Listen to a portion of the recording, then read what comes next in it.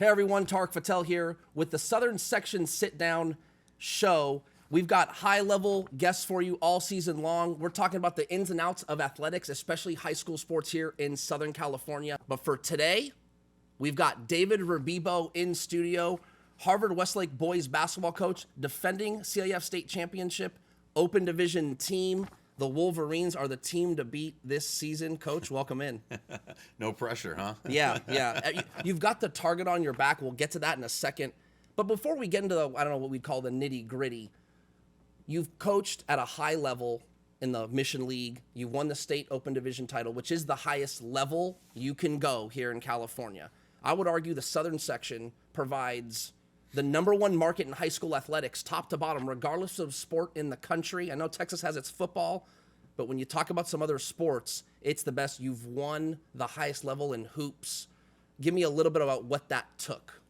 You know, first of all, it takes a special group. You always hear the stars need to align, luck, this, that, and I think everything goes into it. But I think the reality is experience plays a major part in us making a run last year or 2 years ago to the Open Division sectional final, and then getting an opportunity to win a state Open Division playoff game and then get a second game. Just provided a level of experience and a level of hunger for our guys that kind of forced myself, our staff, our program to take it to another level in our preparation and how we did things, right? And I think that's a huge part. You can't dismiss the fact that talent, chemistry, camaraderie, toughness, all components that I felt like our group had last year play a major part in something like that happening. And you've got some key returners. We'll dive into that in a second, but I want the viewers to know a little bit more about David Rebibo.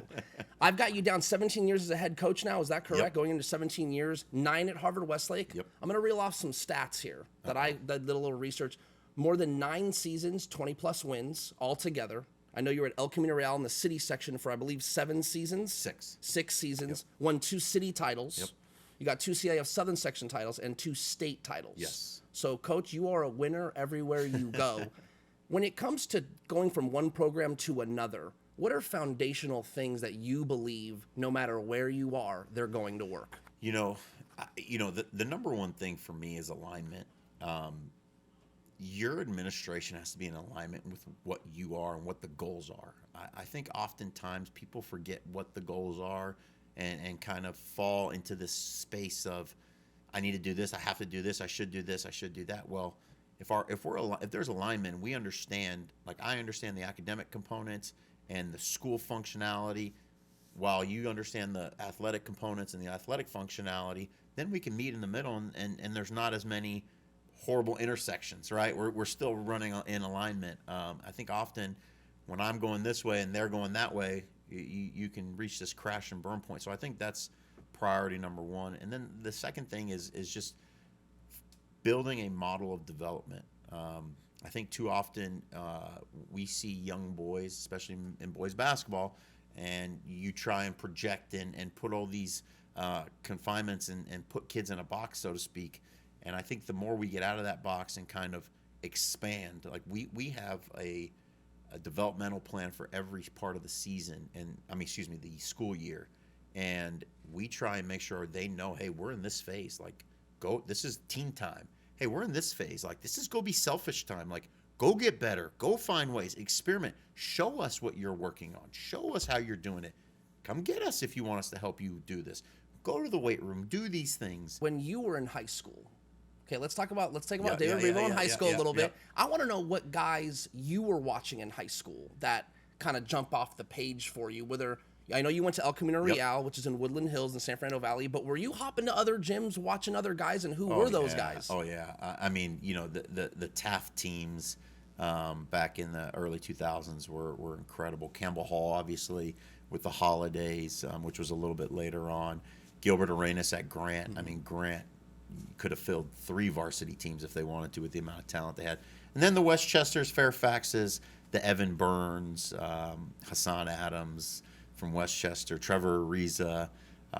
You just see these guys. I mean, my first varsity basketball game for El Camino, I sat on the bench watching Gilbert Arenas throw a lob to himself off the backboard at Simi Valley High School. And you're just like, Yeah. where am I now? You know, what is going on? So those kinds of memories obviously kind of like, oh, really jolt you and fuel you.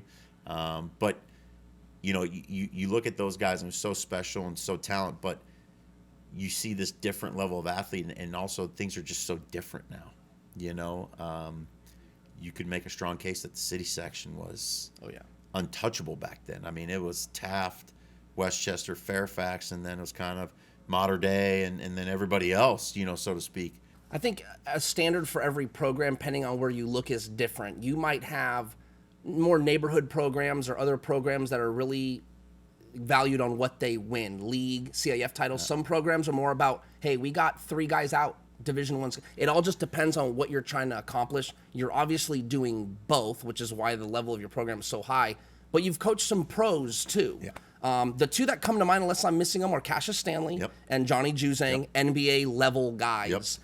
Can you talk about what was so different about them? And then, of course, by all means, chime in some other names that you're probably were maybe of that level but didn't quite get that cup of Gatorade. We're all, you know, the thing about Cassius, he was just such a phenomenal athlete, and his talent and just natural ability, just kind of like, wow, like he's different, and that kind of helps you in your analysis of players, right? Because there's some that are, hey, just is what it is, you know. You look at certain major league pitchers and you're like, that guy's a professional athlete, and then he's throwing 105, and you're like, well, he's a professional athlete. You can't understand it. Sure. You physically, you look at him, and it's like, but certain people are just, you know, they have it. Then you see the other guys who, you know, Johnny, I think, very talented, gifted in size and length, ability, but he was also the guy as a sophomore that was up at 6 a.m. running on our track, getting shots up afterwards, then trying to get an extra lift in before practice, then staying after practice. I'll never forget this. We were heading into his junior year. We're heading into the playoffs, and it's Super Bowl Sunday. And I get an alert on my phone. We have our huddle cameras. Who's in there by himself shooting? Johnny Juzang. That kind of commitment level was just so impressive to me.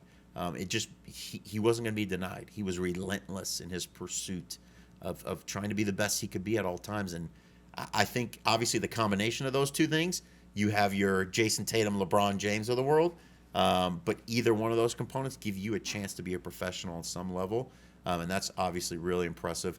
Coaching AAU, I've gotten to coach a couple guys. Sure. Yeah, touch on those guys, yeah. From London Parantes, who's had a illustrious career overseas and has had cups of teas in the NBA and G League and whatnot. DeAnthony Melton, who's currently you know, played for me with the Pumps. Bonafide pro now. No question. Yeah. Jalen Green was one who rising superstar. You just kind of knew, but you know, with him it was his humbleness. Like, he joined our team and was like, hey, don't worry about me, just kind of coach them and let me figure you guys out. And in my mind, I'm like, okay. And then, you know, it came time where I was like, hey, Jalen, let's go, man. Like, we got to get you going here. Okay. So just those differences. But you know what the reality is, Tarek, is that everybody's so different. And I think coaching AAU helps me because you can have an expectation and you could see something in somebody, but they're not that person. So the idea that you're just going to handle them the way you handled X, like I couldn't coach Brady Dunlap the way I coached Johnny, and I couldn't coach Johnny the way I coached Brady. 2 totally different guys, very similar in skill sets, both elite size, length, shooters with ability to score at all 3 levels, but 2 totally different guys.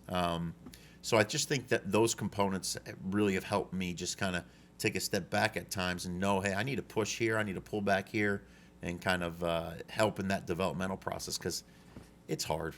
It's hard nowadays, man. You know, you could do 2 things, and it's just different, you know. We're going to talk about the Mission League a little bit. Oh, yeah. I think the most competitive basketball league, arguably in the country. I know there's some crazy ones out there, but certainly the best in California. 3 open division teams here in the Southern section, which is the highest level you can go. There's only 8, so the 3 of them coming from one league is pretty mind-boggling. I think that has given a Mission League basketball coach if you are a Mission League basketball coach, because of that now, there's a feather in your cap. You are a high-level coach, and the players are good, the teams are good. Just talk about what it's like to coach in that league. Well, it's really interesting because there's the level of coaching is so there's so many really good coaches, and they do such a great job preparing that you can go into a non-league game, play so well, and come into a league game like on a Wednesday, and your team is just struggling. And it's not because you're just not playing well, you're not motivated. It's because that team has done everything possible to prepare for you and eliminate the things you do really well. They've dove into 10, 15 of your games and gotten those stats and are trying to eliminate offensive rebounding because they know that's a big part, or whatever the case may be. So strategically you are getting the other team's best shot, which I find is great in preparation for playoffs. The other thing is that, a lot of these kids are applying to all this Mission League schools for the most part, right? So you're getting a kid who, hey, he was denied at Harvard-Westlake and now he's going to school X. And now that kid's got a little more vinegar to him when he's trying to play you. Yeah, you know what I mean? That's like anytime one of those out-of-state schools comes to play USC for a football game and they're in the Coliseum and it's a local kid, they're trying to turn it on. Totally. Yeah. So, it's all that stuff. And so I think that's a big component. But there's just talent. Every team is different. Every staff is different.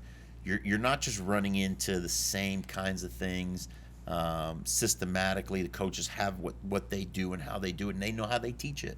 And it's fun. It's really a chess game, and I tell you, it's really impressive. And then you go and you play your 6-7 games of league, and then you got to go play somebody again for the semifinals, finals, whatever, the Mission League tournament, which I think is kind of a great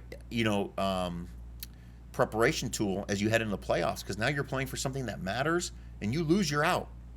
And you're playing for one thing, and that's the Mission League title, and that's where it matters.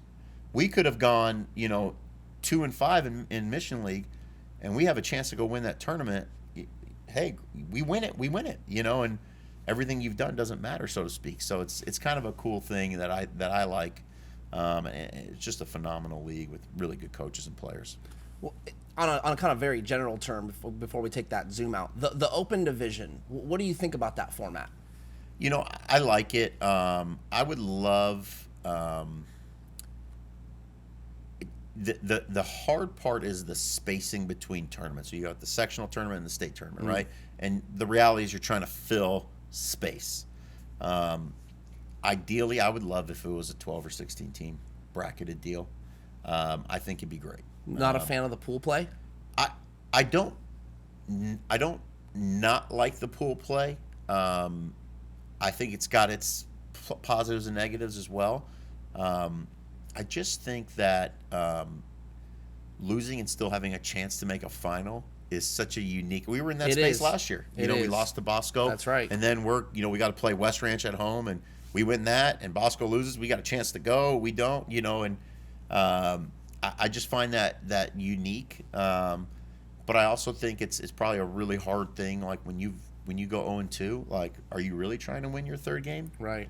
Or are you trying to go down to Division I and the incentive gets lost? Yeah. I remember when they had the Open, they first brought the Open, you would go to a loser's bracket. And right. I don't think there was much to accomplish on that side either. No. Losing a game and having a chance to still keep your name in it after at least one loss, not a bad system. I kind of do like that. I always kind of wondered at the challenging question I'll ask you is, okay, you are the number 1 seed in the Open Division, and it's let's say they go to 16 teams or what have you, and you get upset. Yeah. You're cool. Just that's it. Your season's just over. I think there's a level of reality to that. Okay.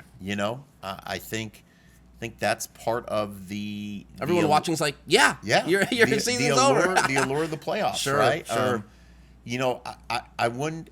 Like, I do wonder if you went to like a series, like how would that play out? Like, to extend it, like, could you go, hey, you have a 3-team pool or whatever, 4-team pool, and you're going to go home and away, home and away, home and away. That to me might be intriguing because now you're filling all this space, and you're allowing for coaches to kind of tactician a little bit, right? And kind of play around. So I don't know. I've thought about so many different concepts, but I also think there's a lot of really good teams, and talented teams. I think that's what I believe the section's trying to help with that format is it's such a high level. It's pretty much an honor to be in it. So we're going to guarantee you 3 games because if you got to go on the road and play Jared McCade and Corona Centennial, man, and that's where your season ends, so be it. And there is a reality to that. However, we'd like to see more of these teams play against each other. So we created this format. And I almost think if you've earned that open division title, you do deserve an X amount of games maybe, you know, but the cutthroat of it is what makes it true playoff basketball. True. No, I don't disagree with that. But I also think there's realities to this, and it's coming up with the times. Like you have kids who have sat out half the season. Did that impact 6 or 7 of your losses? But now you're a 23-4 win team, and you're going to go to Division III. Sure. But you're competing. You're good enough roster-wise and personnel-wise to compete with anybody in the open. You know, those kind of factors. Did you have injuries? And I know the committee takes a lot of that in, and I'm sure that gets factored in. But I just wonder, if you opened up 2 more slots, or however, could you do it? Could you create a home-and-home opportunity and make it a mini series? You know, make it a try. I don't know. I'm just spitballing. And but you know, to be a part of an 8-team pool, or 8-team bracket or playoff. It's special, and it's like getting an NCAA tournament. It's addicting. It's 100%. Totally. It's why college programs go nuts when they get that bid, because the open division, you are selected. It's truly, it's not just computers. True. So I do think it's a very unique tournament, which makes it fun. Okay, I want to talk to you about NIL. Yep. What is it about it that you think helps a student athlete? What are some of the challenges as a coach that you see maybe around the corner percolating? You know, it's funny because you hear all these stories, right? And you just don't even know what's true. Oh, this kid went here and he's getting X amount of dollars. This kid's doing this and he's just getting product. And this kid signed a contract, and this one did this, and this one, and you just don't really know what's true. It's so new. Obviously, if you have an opportunity to make money, this is America. You should be able to make money based off your name, image, and likeness. I just don't know that that's the case anymore. And I also I don't know that that's what it's being used for, as it pertains to recruitment. I think it's become a tool. Is it supposed to be a tool? I don't know. You know, probably not. Probably not is the answer, I guess. But it's still being used, right? Whether we like it or not. And then in college basketball, for college students, your season is a mechanism for you to drive up your value. It's no longer like, hey, I had a great season, we're going to come back and win it all next year. It's not a great season now. What can I go get? What's out there for me? A little bit of the American dream too, right? It's like almost being a free agent in college. It's wow, free that guy agency. averaged 12 points a game in the ACC. I got 10 points a game in the Pac-12. I wonder what my value is. It's free agency, right? And so that part's hard. I've had a lot of talks about this because you see these kids transferring for the second, third time, and I'm just, the impact of it all is being seen at the high school level, because you're seeing mid-low D1 guys go down to D2, D3 now, right? Mid-low guys be walk-ons because, hey, that's my path to becoming a Division I athlete, or D2 or D3. And then D3 guys having to wait to see where this all shakes out. And the reality is that the big dogs up top are waiting to see what they can do. They're going to take this high school kid, that high school kid, boom, and then we're going to wait because we can't afford to be too young at this point. We've got a kid who graduated last year, and he's on a team with a 26-year-old in college right now, and God bless him, he's doing his thing, right. But our guy's 19. Sure. So it's really unique. I'm for it. I just think, I hope, and I don't know the way. I don't think you can control NIL. I think you have to control the way transfers are transferring and how easy it is for them to transfer, because free agency is a little bit harder when you have to sit out for a year. Sure. And I think that'll kind of hopefully stem the tide a little, I hope. You said the word transfer. We are entering an era in high school sports, I would say. So I started covering high school sports in 2015, actually when you started at Harvard-Westlake, and almost a decade now. And it's seem to be more rampant, and the reasons why seem to change. How frequently it happens seems there's an uptick of it. I'll kind of just leave it for you, and then we'll go from there. The high school transfer, just in general, what are your thoughts on the transfer and how rampant it is in the Southern section? You know, there's realities to everything. You have transfers for a variety of reasons. Some for health, mental health, whatever the case may be. Some for, hey, this school's just not a fit for me, right? And there's realities to that because families maybe aren't doing enough due diligence before they go to school. They're going to school, I'm going to go to school X just for basketball. Well, you're missing the boat, you know. Like, there's a lot more than just basketball here, and things like that, right? But then there's the harsh reality of the microwave culture of sports, and it's just, I want it now. Yep. I want it when I want it. Give it to me. And this is what we're being told he should be or should have, or whatever the case may be. And so for me, that part is fairly unique. You know, I think you know that by nature, people are going to go where they feel they have an opportunity to reach a goal. Now, whether that goal is attainable, achievable, whatever, people are being misled, told, or they're being advised properly in some cases. I think it's a case-by-case basis. I think it's a reality of life. I think it's a reality of AAU. You know, you go to an AAU event, and one week you're playing this team with this kid, and the next week you're playing a different team with the same kid. And until, you know, there's a governing body that governs this, it makes it a little more difficult. And I'm not saying the CIF doesn't govern. Sure. I know they govern high school, but even in club, it's starting somewhere, and it's translatable now to high school. And I'm not saying club is the reason. I'm not saying high school is the reason. It's just a reality. And I think when you see it at the highest levels of NBA, where you know, players are, hey, I'm not winning, I want to trade me. Okay, well, what's to stop Joey from School X from saying or feeling the same thing? Hey, you don't have enough bigs around me, I'm playing out of position. You know, so I just think those things are unique. I'm not against transfers because I don't know every situation, and I don't pretend to know. I just think people should know the reasons, and they need to be beyond, I'm not getting X or I'm not seeing Y. Because I think in a lot of situations you think the grass is greener, and it's not. When you talk about a transfer, regardless of the reasons, we have in the Southern section, I say we like I'm part of the section, I'm not. There is rules in the Southern section that there's the SOP, a sit-out period, as you know, or you can move residence and be eligible right away. You can only use one SOP throughout your 4-year career. Mm-hmm.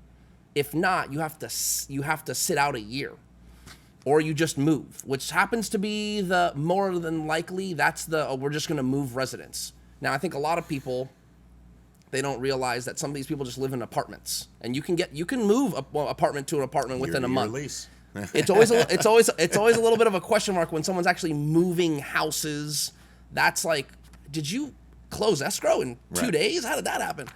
Neither here nor there. My question for you is, if you could change a wrinkle, you know, whether it be transfer whenever you want, however you want, be eligible whenever, or to make it actually more strict, where do you think you lie on that? You know, I think people need to have the ability to right a wrong, whatever that wrong may be, and it's subjective. So I do think a one-time transfer probably makes sense, and I think after that maybe you sit out, because there's a level of accountability that needs to take place. You are one of those programs that doesn't do transfers per se, and I know, hey coach, I know that you're proud of that. You've got one transfer, Brady Dunlap, in at least 6 or 7 years, or maybe even beyond that. 8. Yeah, 8 years. And you know, there's a team in your league, Sierra Canyon. It's no secret. They seem to kind of bring in guys every summer, and high-level ones. I'd like to point out, I think this year they've brought in the least amount. In past years, not a least amount in a grand scheme. I'm saying comparatively, it's usually like 3 new guys, 4 new guys, 3 new guys, 5 new guys. It's like this year, I think they got like 2 new guys. Right. And to me, this is a compliment. To me, I think the David Rebibo way of going about things is, hey, you know what? we're not going to dive into the transfers. We're going to deal with the team we have, develop, get better, and try and win that way. And you won at the highest level doing that.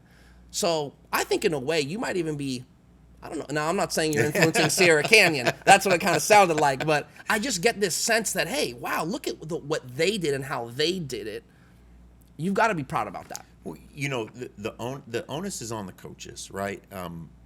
We all got into coaching high school basketball not to be millionaires and not to get movie deals and shoe deals and TV deals. Like, we got in it because we love the sport. We love helping young people get better, achieve their dreams, and also we're really competitive and we love the sport, right? So if we keep the main thing, like, why can't you do both? Why can't you be really competitive, coach at a high level, develop young student athletes, and win? Like, it can happen. So for me, if our team did anything last year, I hope they did that.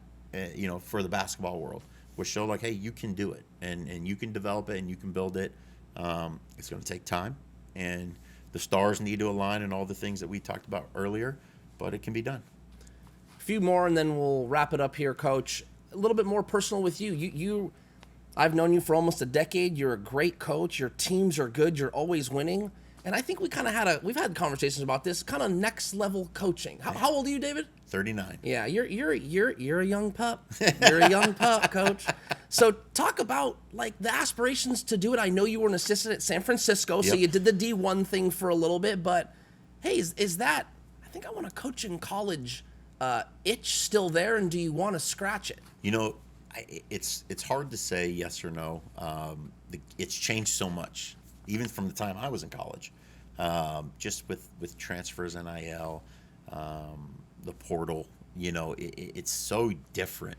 And you hear positives and negatives from all sides. But I'm a little bit different now. I've got 2 kids, 3 and 4 now, excuse me. And that kind of changes things as you're learning. Yeah. And so I love Harvard-Westlake. I love where we're at. I love where our program's at. The intrigue is always intriguing, but it's not always right. And I'm not totally sold that I'm not in a great place, in a great situation. That could be forever.